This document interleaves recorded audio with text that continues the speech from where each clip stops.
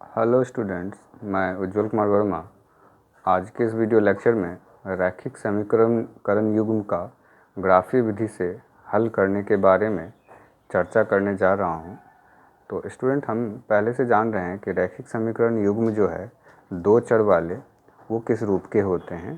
तो स्टूडेंट, यहाँ पे मैंने लिया है a1x plus b1y plus c1 बराबर 0 और a2x plus b2y plus c2 बराबर 0, जिससे मैंने पहले को समीकरण 1 और दूसरे को समीकरण 2 माना है।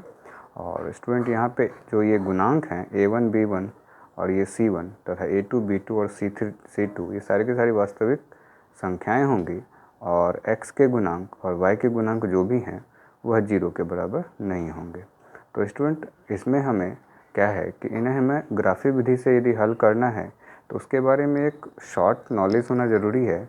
देखिए स्टूडेंट, कहता है कि केस 1 में है कि यदि x के गुणांक का अनुपात y के गुणांक के अनुपात के बराबर नहीं हो, मतलब a1/a2 b1/b2 के बराबर ना हो, तो समीकरण 1 और 2 को निरूपित करने वाली जो सरल रेखाएं होंगी एक दूसरे को प्रतिच्छेद करेंगी। वो इस प्रकार से प्रतिच्छेद करेंगी स्टूडेंट, क्योंकि हम पहले से जानते हैं कि जो हमारी रैखिक समीकरण है वह एक सरल रेखा को निरूपित करते हैं। तो दो सरल रेखाएं जब समतल में होंगे तो जो एक केस आएगा, या तो वो एक दूसरे को प्रतिच्छेद करेंगे, कट करेंगे।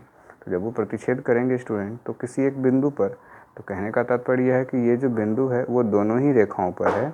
मतलब तात्पर्य यह हो गया कि ये इन दोनों ही रेखाओं के समीकरण को संतुष्ट करेंगी, अर्थात इन दोनों का वो हल होंगे।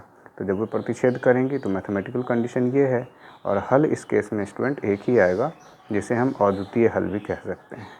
केस सेकंड स्टूडेंट, यदि हमारे x के गुणांक का अनुपात y के गुणांक के अनुपात के बराबर हो तथा ये कांस्टेंट जो अचर पद हैं उनके भी अनुपात के बराबर हो, मतलब a1/a2 बराबर हो b1/b2 और यह बराबर हो c1/c2 के, तो समीकरण 1 और समीकरण 2 को निरूपित करने वाली सरल रेखाएं समपाती होंगी। कहने का तात्पर्य यह है स्टूडेंट कि एक रेखा के ऊपर दूसरी रेखा होंगी, अर्थात समपाती मीन्स एक ही दिशा में जाएंगी और एक दूसरे के ऊपर होंगी। तो ये जो बड़ी वाली है इसको मैंने a2x plus b2y plus c2 बराबर 0, और जो छोटी वाली जो इसके ऊपर है a1x plus b1y plus c1 बराबर 0 को हमने निरूपित करने की कोशिश की है, ताकि आप समझ सकें कि इन दोनों ही रेखाओं को आप देखेंगे ध्यान से तो इसमें अनंत बिंदु हैं जो दोनों रेखाओं पर हैं, अर्थात दोनों को संतुष्ट कर रहे हैं, दोनों को सेटिस्फाई कर रहे हैं। तो इन दोनों के जो हल होंगे वो अनंत हल होंगे स्टूडेंट, जब हमारी मैथमेटिकल कंडीशन ये होंगे। तो ये केस सेकंड है।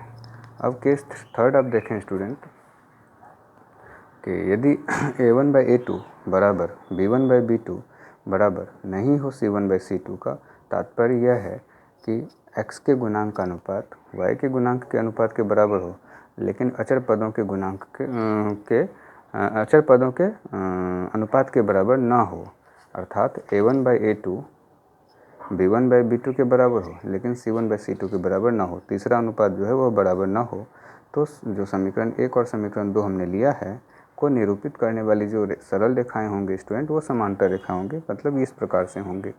तो ये ऊपर वाली रेखा को हमने a1x plus b1y plus c1 बराबर 0 और दूसरी को a2x plus b2y plus c2 बराबर 0 लिया है। तो ये दोनों ही सरल रेखाएं हैं जो समांतर हैं। इनमें स्टूडेंट कोई भी बिंदु कॉमन नहीं है, क्योंकि दोनों ही अलग अलग दिशाओं में, दोनों ही ऊपर और नीचे हैं और इनमें कॉमन कुछ नहीं है, तो इसलिए इसके कोई भी हल नहीं होंगे। तो ये इस प्रकार से हमें स्टूडेंट ये तीन कंडीशन हमें हर समय किसी भी तल में दो रेखाओं के लिए मिलेंगी कि या तो वो एक दूसरे को प्रतिच्छेद करेंगी, या तो एक दूसरे के ऊपर होंगी तो समपाती होंगी, अनंत हल हो जाएंगे।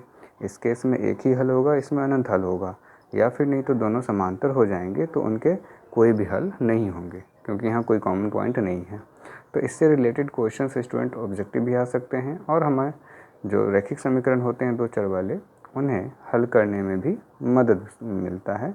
तो इन कंडीशंस को हमें ध्यान में रखना है। मैंने नीचे कुछ क्वेश्चंस डिस्कस कर दिए हैं स्टूडेंट, वो आप देखें ज़रा। जैसे कि मैं एक एग्जांपल ले रहा हूँ, x माइनस 2y बराबर 0 और 3x प्लस 4y माइनस 2 बराबर 0।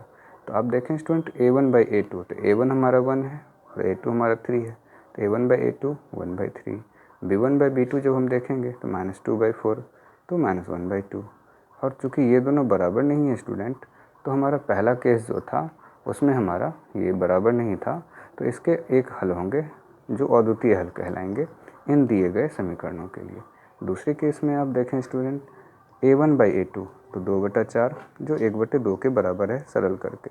फिर b1/b2 3/6 जो 1/2 के बराबर है, और c1/c2 -9/-18 करेंगे वो भी 1/2 के बराबर होगा। तो ये तीनों ही अनुपात चूँकि बराबर है स्टूडेंट, इसलिए इनके अनंत हल होंगे, और इनको निरूपित करने वाली जो रेखाएं होंगी वो समपाती होंगी, वो इस प्रकार से होंगे।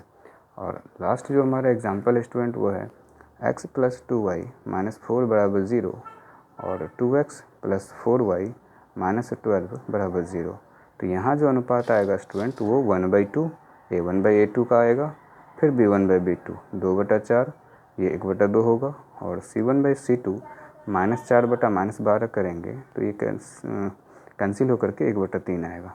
तो चूँकि स्टूडेंट यहाँ पे a1/a2 b1/b2 के तो बराबर है, लेकिन ये c1/c2 के बराबर नहीं है, तो इसलिए इनके कोई हल नहीं होंगे, और इनको निरूपित करने वाली जो रेखाएं होंगी वो इस प्रकार से एक दूसरे के समांतर होंगे। तो स्टूडेंट आज की चर्चा में हम लोग इतना ही रखते हैं।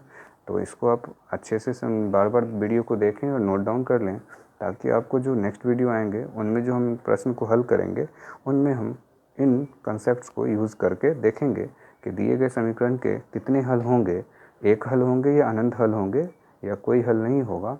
तो ग्राफीय विधि से हम रैखिक समीकरण के बारे में और भी जानकारियाँ हासिल कर लेंगे।